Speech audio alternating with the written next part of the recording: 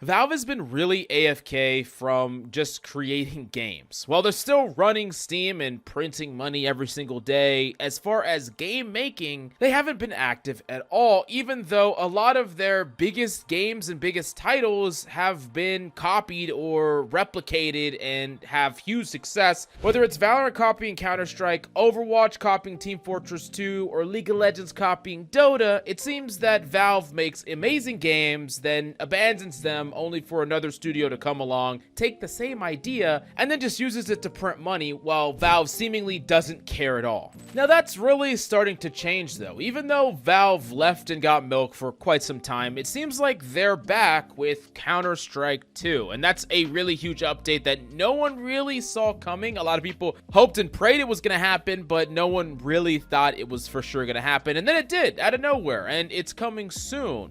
But what's more interesting is, does this mark a turning point for Valve? Is Valve actually coming back and going to take the gaming world by storm again, gonna drop some bangers and then dip again, or are they here to stay in the game development world? Now, there could be a Dota 3 or a Team Fortress 3 being, worked on behind the scenes. I highly doubt that either of those things are true, but that could happen out of nowhere, especially Team Fortress 3. I mean, they came out with Counter-Strike 2, right? It might happen, hopefully. I really hope it's not gonna happen, but they are working on games now. They are making games behind the scenes, and there is one game that has gotten partially revealed that we know Valve is working on that looks to be their next big hit. And considering Valve's track record with games that have lasting impact, I would say we should be paying attention.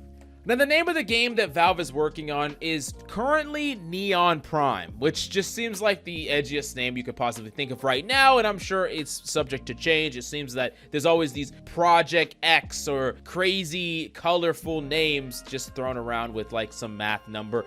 But this is a game that Valve is actually taking seriously, and here's a couple of features that the game has. Number one, it's going to be stylized art. Don't really know what that's going to look like, but it's not going to be hyper realistic or anything like that. And I do imagine something maybe like TF2, but something like more graphic, more stylized. Wait, I can't use that term to describe it, but something that looks cool, I guess. I don't know.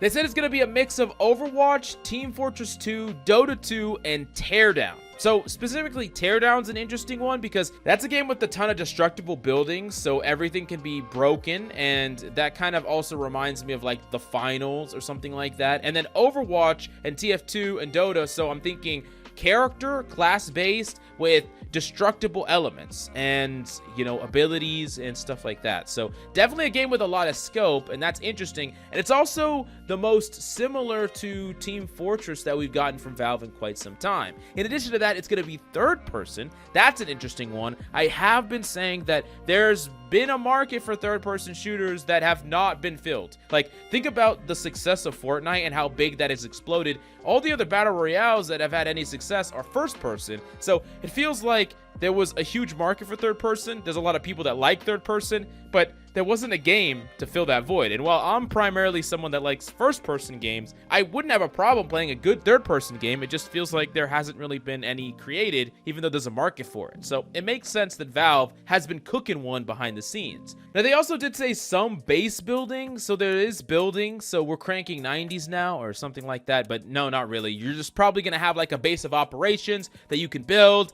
and I'm guessing that's where the teardown effects happen, right? You get to break everything's destructible, but you can build things. I don't know if it's going to be on the fly. Definitely interesting, and it's obvious that they were thinking about Fortnite at least a little bit when they were creating this game or designing this game, and it's probably been in development since Fortnite has blown up in popularity. I mean, it takes a long time to develop games, so yeah.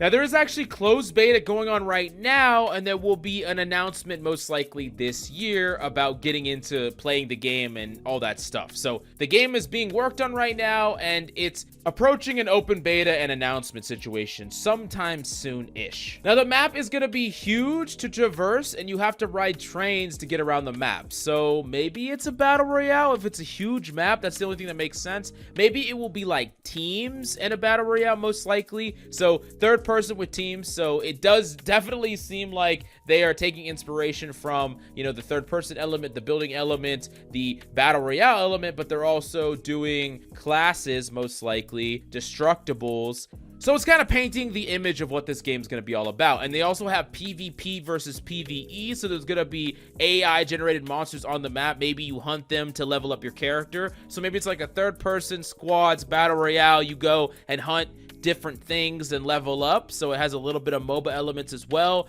Class based like Team Fortress 2, we already talked about that. And the classes apparently are going to have a lot of personality, just like Team Fortress 2 and the characters for Left 4 Dead. So a lot of personality. Okay, I'm kind of getting it. So like the way that I imagine this game at this point is a game that is similar to just take like Fortnite base roots elements, but then add characters that have their own unique abilities and their own unique personality. So if you like threw Overwatch characters or Team Fortress 2 characters into a like Fortnite battle royale, definitely interesting.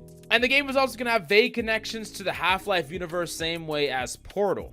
That is apparently a class in the game that has some overlap with TF2 Brotherhood of Arms DNA, and basically this was what the class was described as. Quote, the commander was to be the most important class in the game. He would be able to see through team members' eyes and engineers' cameras, as well as see entire map, issue orders on the fly, and control squads and groups. That's interesting. Okay, now that I think about that, that maybe makes me think it's not a battle royale, and it's something like if there was squads, like imagine if there's like squads of like 6 teams on each side, and you could be like a commander that like kind of strategizes the teams and what they do and how they fight. Definitely interesting, but it all kind of comes full circle here when they say Valve wants to push the competitive game landscape forward with this title. So obviously this wants to be a competitive game. It wants to maybe even be an esport. So that sounds crazy. Like imagine huge battles and like